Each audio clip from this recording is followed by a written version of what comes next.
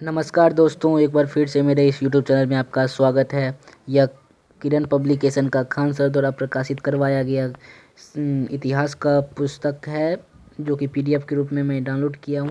तो दोस्तों, ये 6000 फैक्ट्स हैं। इसमें क्या हैं वो मैं आपको आगे चलते हैं बताता हूं। मैं यह सार संग्रह है, खान सर के द्वारा बनवाया गया सार संग्रह है, कक्षा 6 to 12।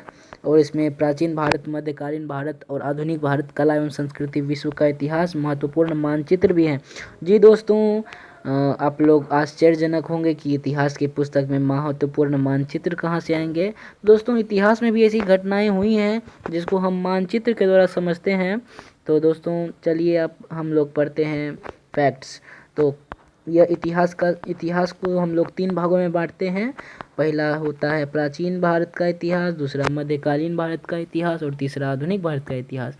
हम लोग आज क्लास 1 है इतिहास का। तो आज हम लोग प्राचीन भारत के इतिहास में प्रागैतिहासिक काल को पढ़ेंगे। तो प्रागैतिहासिक काल हम लोग का पहला चैप्टर है पढ़ने के लिए। तो दोस्तों स्टार्ट करते हैं। तो दोस्तों देखिए, प्रागैतिहासिक काल जो है, इसमें बहुत सी ऐसी घटनाएं हुई हैं इसमें लिखित जानकारी नहीं है और ना ही इसको पढ़ा जा सकता है। ठीक है, इस समय लिपि की जानकारी नहीं थी। तो प्रागैतिहासिक काल, इतिहासकारों के अनुसार प्रागैतिहासिक काल में मानव जीवन सभ्य नहीं था। क्या इस काल में लिपि का आविष्कार हुआ था? तो दोस्तों, क्या अभी आपको जस्ट बताए हैं कि इस काल में लिपि नहीं था, इसको पढ़ा नहीं गया था। तो यह प्रागैतिहासिक काल में लिपि का आविष्कार नहीं हुआ था। देखिए, इसका आंसर भी दोस्तों दिया गया है। क्या दिया गया है? तो इसका आंसर नहीं दिया गया है। इस समय लिपि का आविष्कार नहीं हुआ था। भारत में पाषाणकालीन सभ्यता की खोज का कार्य सबसे पहले किस वर्ष आरंभ हुआ था? तो दोस्तों, इसका आंसर क्या होगा बताइए जैसे। तो इसका आंसर होगा 1863 ईस्वी में। पुरातत्व सर्वेक्षण विभाग के विद्वान रॉबर्ट ब्रूसफुट, इसका नाम ध्यान से देखिए, यह पुरातत्व एवं भूगर्भीय वैज्ञानिक भी थे, रॉबर्ट ब्रूसफुट। इन्होंने क्या कहा था? पूर्व पाषाणकालीन उपकरण प्राप्त किए हैं।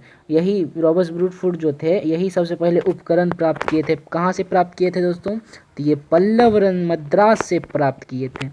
पूरा पाषाण काल को किस युग के नाम से जाना जाता है? तो दोस्तों, पूरा पाषाण काल को शिकार व खाद्य संग्रह युग भी कहा जाता है।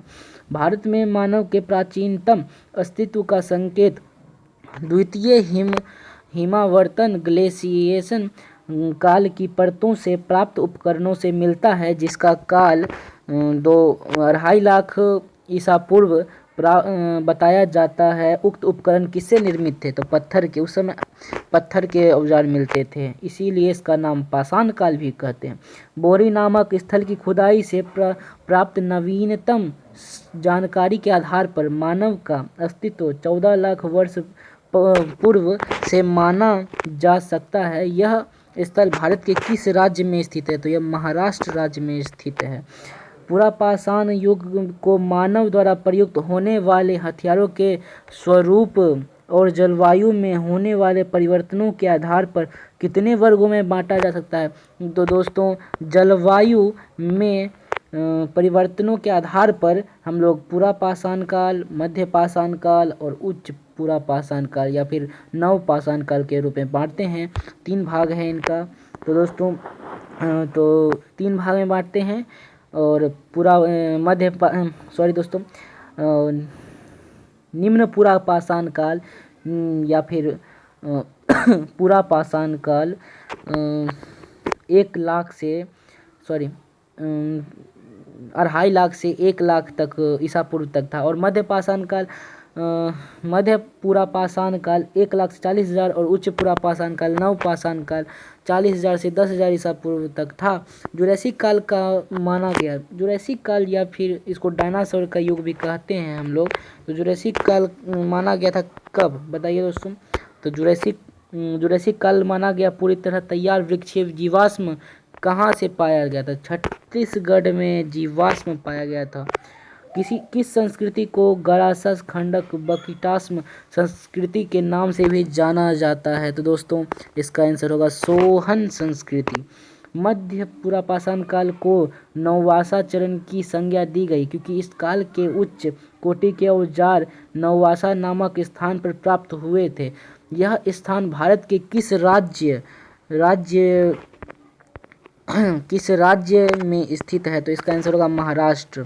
नौवासा के ही निकट किस स्थान से मध्य पूरा पाषाणिक उद्योग एवं निवास के साक्ष्य मिलते हैं? तो इसका आंसर होगा चिरकी। क्या होगा दोस्तों? चिरकी होगा। मध्य पुरापाषाण काल में क्वार्टजाइट पत्थरों के स्थान पर जैस्पर, चर्ट, फ्लिंट आदि के पत्थर प्रयुक्त होने लगे। इस समय के औजार मुख्यतः किससे बनते थे? तो सल्ख के बनते थे दोस्तों। फलक, भेदनी, छेदनी, खुरचनी आदि मध्य पुरापाषाण काल के मुख्य औजार थे। फलकों की अधिकता के कारण इस काल को किस नाम से जाना जाता है? इस काल को फलक संस्कृति के नाम से जाना जाता है दोस्तों। इसी तरह अभी क्लास 1 है, अभी उतना तो नहीं बता पाएंगे, वीडियो लंबा हो जाएगा।